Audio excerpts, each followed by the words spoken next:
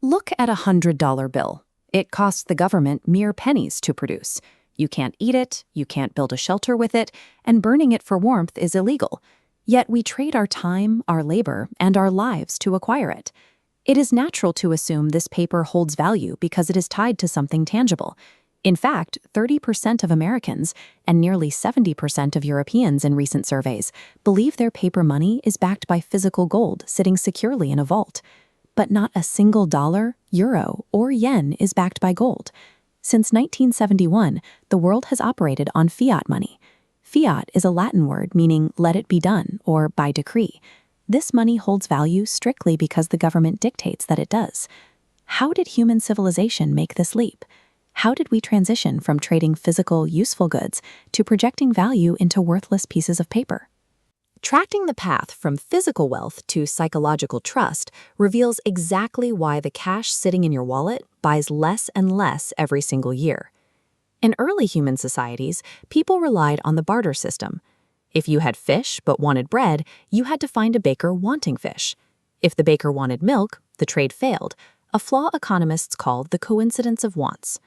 To fix this friction, societies adopted commodity money, trading universally useful items like salt, bronze spades, or these cowrie shells, which were heavily used across ancient China and Africa. However, commodity money had a major flaw. In coastal regions where cowrie shells were easy to just pick up off the beach, the market quickly flooded with them. With so many shells in circulation, their trading value crashed. Inflation has existed for thousands of years. Traders eventually required something much rarer. They turned to metals like bronze, silver, and gold. Because these metals required immense physical labor to mine and refine, the money supply was naturally restricted, helping to maintain its core value. Governments standardized this, stamping official seals onto coins to guarantee their weight and quality. But eventually, hauling heavy chests of metal across perilous distances turned physical mass into a severe burden on commerce. Money operates as a technology that must upgrade whenever physical friction slows down human trade. The next upgrade arrived in medieval times. Instead of hauling heavy chests of metal, citizens deposited their gold in secure bank vaults and carried lightweight paper receipts instead. You could trade that paper to a baker, who could later redeem it at the bank for actual coins. This evolved into the gold standard. Every paper note functioned as a strict promise, directly tethered to physical gold. After World War II, delegates from 44 nations gathered to stabilize the global economy using this concept. Under the Bretton Woods Agreement, countries tied their currencies to the US dollar, while the United States tied the dollar directly to gold at $35 an ounce. This system turned paper notes into efficient, ironclad claims on a finite physical asset. The rules of the gold standard eventually collided with the politics of the 1960s.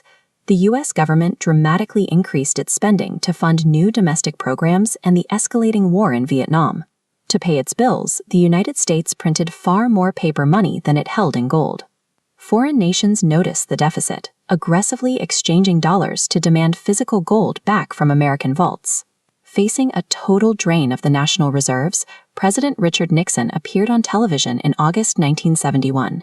He announced an emergency suspension of the U.S. dollar's convertibility into physical gold. The dollar never returned to its golden tether. This historic Nixon shock stripped the physical anchor from the world's reserve currency, leaving the global monetary system to rely on government policy alone. Money left its life as a physical commodity behind, existing now as a social contract governed by psychology, trust, and the authority of the state. Without gold in a vault, what actually forces people to accept fiat money in exchange for their labor? The backing of fiat money is the state's legal mandate. Governments require that citizens pay their taxes exclusively using the nation's issued currency. To settle those debts and stay out of prison, you must acquire their paper. This system provides central banks with immense flexibility. They can create money out of thin air to save the economy during a crisis, expanding the supply to offer loans and lower interest rates. But that power carries a cost. Pumping excess currency into the economy dilutes the value of every dollar already in circulation. It acts as a hidden tax on your savings, a process known as inflation. When this balance is mismanaged, public trust evaporates. As seen in the hyperinflation of the 1920s and in modern crises today, losing confidence in a currency quickly sends prices spiraling and can bring an entire nation to an economic standstill. Modern money is a shared global illusion.